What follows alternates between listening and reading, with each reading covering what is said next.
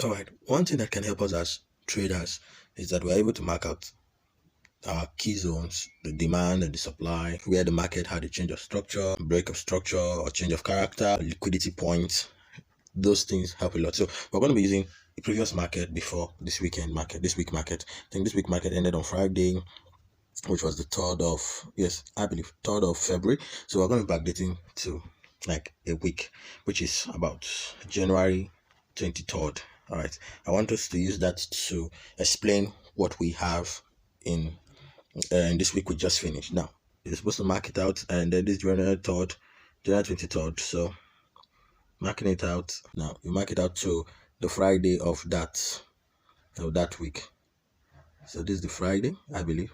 All right. So the next thing you're supposed to do, just want to expand it so that we have enough space. So the next thing you're supposed to do is to pick out the high and the low, of that week. So we had a high around there.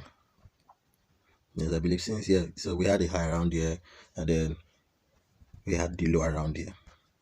So that can serve as also like the supply and also the demand. For those of us that are new, supply is what compels the market to sell, demand compels the market to buy. Let's just leave that at a literal term. So we can mark this point from here to where it stop as a supply zone. Yeah, so we change the color so that we can have something different as a supply zone. Then where market will always come, which is called your support before there is a reversal, is also called your demand zone. All right, good. All right, so this is our demand. So we have a supply and demand. So it simply means that whatever we're trading, since we had a supply, market pulled back to this point, and then we had price consolidation. For market went back here, market also touched this point, and then we had consolidation till that week ended. The week started from here. This was where the week started from. I wanted to see something, so I'm going to mark where the week started from. The new week we just traded started from here, I believe so. This is Monday, so the week started from here and then ended around this area, I believe so. Yeah, ended around this area. Now I want you to see something. Now you're going to watch that the market is still going to respect the demand and supply zone. Now this is the supply zone, so we're just going to take it and then bring it around this place. If you watch, let's change this color so that you can actually pick it out very well. Am I correct with what I'm drawing? Sorry, this is what I wanted changing. So we're correct. Now if you watch, you have this as the supply zone. If you watch, after much more consolidation, market moved down to also this demand zone. I want you to note very well. Market moved to this demand zone. That means we had price started last week, ended here, and then when we resumed the new week, what happened? It respected that supply zone and then came back to where demand zone. Before the market took on that change, what did it do? It went to take up liquidity in the supply zone before it played down to this demand zone. Now, a lot of us got burnt out around this area this week because number one, as soon as we saw this market falling down here, we assumed that the market was supposed to continue to sell immediately, not going up. But you must understand that market will not just break a structure. Most often it goes to take up liquidity before coming down. And one way to also find that is to check how many times that this thing has gone up to the supply zone. You have one here, you have two around here, and then this is a consolidation, so I don't call it, this area is consolidation. So you have the third one.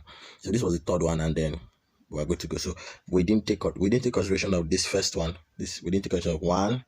We just took consideration of 1, 2, and then we didn't take recognition of this one, which was where we all got a lot of us got burnt. Thank God for the news, NFP news that came, and then it took a lot of sorry, I'm deleting a lot of things. Sorry, I just want to delete this stuff out. Please hold on. And so let's draw back our supply zone. All right, please bear with me. I'm still learning how to do video teaching. All right, now watch. So if anyone had marked this area last week, then the person would have been able to make some good profits around this area because it respected it, and then it got to this point and it broke. So it broke our support, which is also our demand level. That means having a break of structure. I believe this is a break of structure, or is it a change of character? But I think it's a break of structure because this is a different structure and it broke it downward. And then as traders, the next thing we're supposed to do is to now mark out the high and the low of the week that just finished. Yeah, the week that just finished. So we have we have the high around this area, which is the week that just finished. I'm going to use a different color so that it can be different. Let's use something that can, yeah, that's the high, and then we had the low around here too, because this was where the market ended.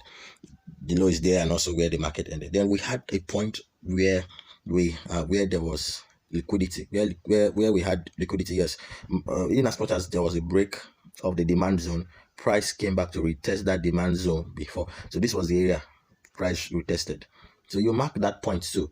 Do you understand? You mark at that point because it's very important, because at the end of the day, there's a possibility for price, so that if price would want to form a structure maybe like this, you will know where the price is going to hit before it changes direction. I'm just giving an illustration. I'm not saying that's what will happen in the market, but marking out these key zones has a way of helping you know exactly what to trade.